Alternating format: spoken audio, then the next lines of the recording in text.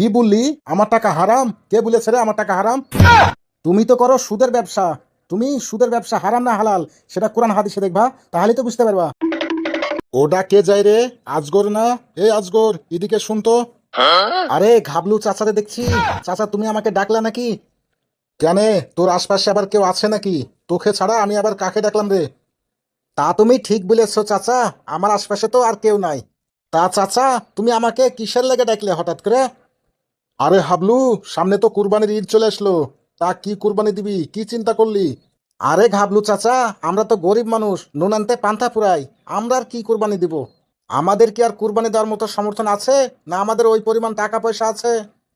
যদি আল্লাহ তৌফিক দেয় তাহলে একটা খাসি কিনবো, কিনে কয়েকজনা মিলে দিব। শুন, তোরা গরু দে আর ছাগল দে আর দুম্বা দে, ওটা কোনো ব্যাপার না। আমাকে একটা ভাগ দিস তাহলেই হবে। বুঝতেই তো পারছিস, আত্মীয় স্বজন আছে। কুরবানি যদি না দিই তারাই বা কি বলবে, আর এলাকাবাসী বা কি বলবে বল। আচ্ছা চাচা, তোমার কি টাকা পয়সা আল্লাহ কম দিয়েছে? তুমি তো নিজেই ইচ্ছা করলে একটা গরু কুরবানি দিতে পারো। কি দরকার আমাদের সাথে তোমার কুরবানি দেওয়ার? শোন আজগর, তুই ওইসব কথা বাদ দিয়ে বল যে আমাকে ভাগে লিবি কিনা। আমি না হলে তোমাকে লিলাম, কিন্তু আমরা তো ছাগল কুরবানি দিব। তাই বলছি, তুমি নিজে একটা গরু কুরবানি দাও, তাহলে তোমার মান সম্মান বাঁচবে। তোমার তো একটা নিজের মান সম্মান আছে। এলাকাবাসী তোমাকে কি বলবে বলো? এলাকার মানুষ বলবে এত টাকা পয়সালা হয়েও ছাগল কুরবানি দিচ্ছে, তাও আবার ভাগে। শোন, আমার মান সম্মান নিয়ে তোকে কোনো চিন্তা করতে হবে না। কে কি বললো না বললো সেটা নিয়ে তোকে ভাবতে হবে না। এলাকাবাসী কি আমাকে খাতে দেয় না পড়তে দেয়? যে এলাকাবাসী কি বললো না বললো ওটা নিয়ে আমাকে ভাবতে হবে? এত কথা না বলে তুই বল যে আমাকে ভাগে লিবি কিনা।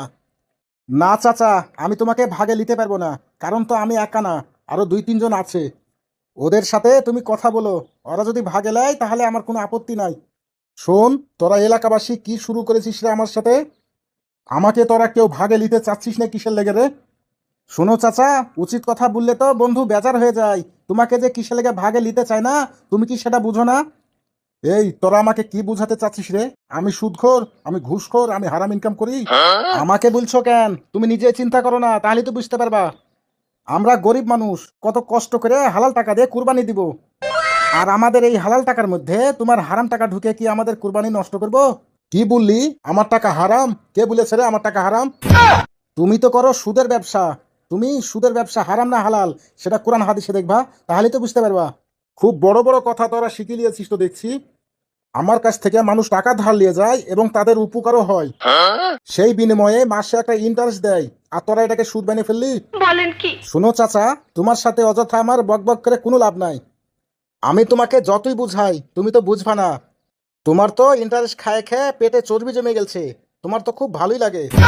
যাও চাচা, পারলে হালাল টাকা দিয়ে কুরবানি দাও গা। না রে আজগর, আমার কাছে কোনো হালাল টাকা নাই, সব হারাম টাকা। আমি কিভাবে কুরবানি দিই বল? আমি তো আজকে তোর চাইতো মিসকিন, অসহায়। আজগর, তোকে একটা অনুরোধ করবো, রাখবি? চাচা, তুমি কিছু মনে করো না। তোমাকে আমি কুরবানিতে ভাগে নিতে পারবো না। তুমি আর অনুরোধ করো না। না, তোকে কুরবানিতে ভাগে নিতে হবে না। তাহলে কিসের অনুরোধ করছো তুমি? শুন, তোরা যে হালাল কুরবানি দিচ্ছিস, ওখান থেকে আমাকে এক টুকরা হালাল মাংস দিবি। ঈদের দিনে আমি তৃপ্তি করে হালাল কুরবানির মাংস খাবো। দিবি বল? চাচা, তুমি এইসব কি বলছো? না রে, আমি ঠিকই বলছি। আমি আজ থেকে আর সুদের ব্যবসা করব না। মানুষ আমাকে খুব খারাপ চোখে দেখে, এবং আল্লাহও আমাকে খুব খারাপ চোখে দেখে। তাই আজ থেকে আমি তবা করছি, আর কখনোই সুদের ব্যবসা করব না। তুমি সত্যি বলছো চাচা? যাও, আমার সমস্ত মাংস তোমাকে আমি দিয়ে আসবো। তুমি মন ভরে তৃপ্তি করে খায়ো।